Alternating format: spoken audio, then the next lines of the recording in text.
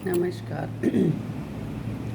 आज एक समस्या है। मेरी एक फ्रेंड है, उसने कहा हम औरतों के साथ ही ये क्यों होता है, हम परिवार के लिए अच्छा चाहते भी हैं तो ख़राब होता है। हाँ, जो ख़राब करता है उसको ख़राब कहें तो ठीक है, हम लोग चाहते हैं कि अच्छा करें।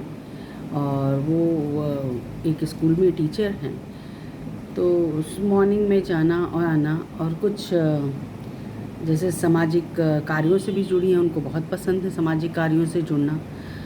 तो कभी कभी क्या होता है कि उनका सुबह शाम दोनों निकलना हो जाता है, लेकिन इतना वो निश्चय करके जाती हैं कि घर का पूरा काम कर दें और पूरा काम करके तब निकलती हैं। लेकिन समस्या ये है कि कहते हैं कि घर की औरतें ही औरत की दुश्मन होती हैं। और देवर हों चाहे देवरानी हों या जेठ हों जेठानी हों, तो जेठानियाँ कान भरती हैं, अरे ये आजकल पर निकल रहा है, सुबह शाम निकल रहा है।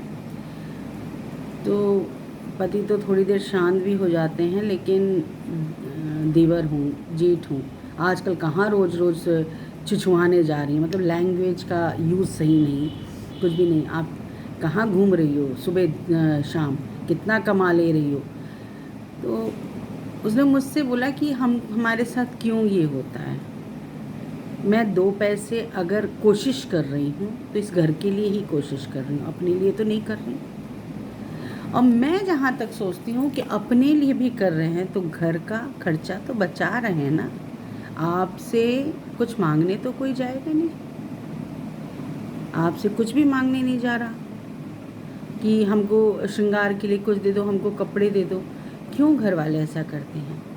ये जो आजकल किस्से सुनने में आते हैं ना कि ये कर दिया वो कर दिया, तो कई लेडीज़ रिवोल्ट ले लेती हैं। तलाक़ों के किस्से भी इसीलिए शायद हो रहे हैं क्योंकि लड़कियां भी बराबर की पढ़ी आ रही हैं, कमा ले रही हैं, और घर में अगर इतना दबाव रहेगा तो कोई भी कुछ भी स्टेप उठाने के लिए तैयार रहेगा।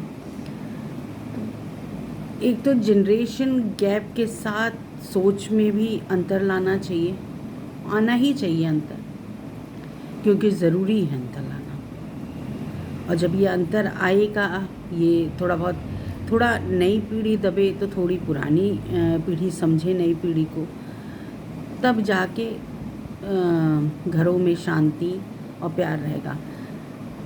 सही बात है, कोई अगर पूरे समय घर में चौका बर्तन ही करता रहे, उसके पास टैलेंट है, उसके पास कुछ करने का हुनर है, तो उसे बाहर निकलने देना चाहिए, उसको रोकना नहीं चाहिए।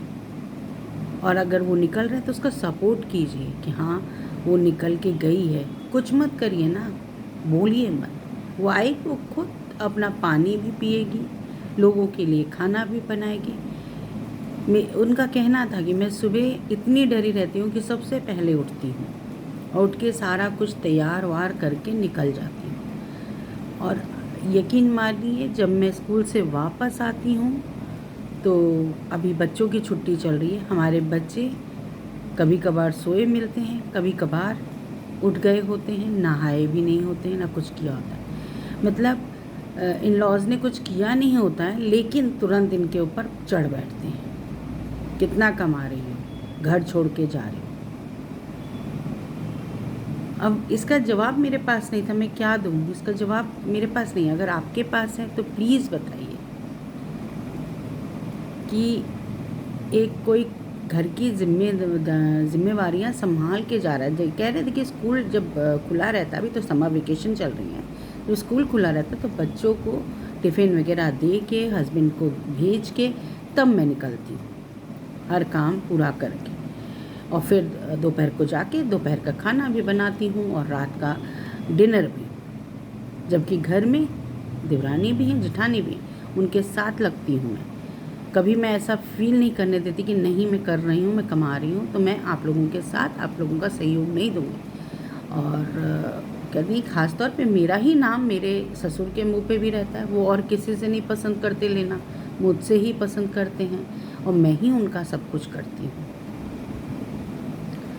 ये एक घर की कहानी नहीं है, बहुत से घरों को रिलेट करेगा, और जिनके साथ रिलेट कर रहा है प्लीज़ उसको आंसर दीजिए और इससे कैसे निपटा जाए ये बताइए। मैंने अपने तरीके से उनको समझाया, तो वो कुछ समझी, कुछ अनसेटिस्फाई, कुछ सेटिस्फाई हुई।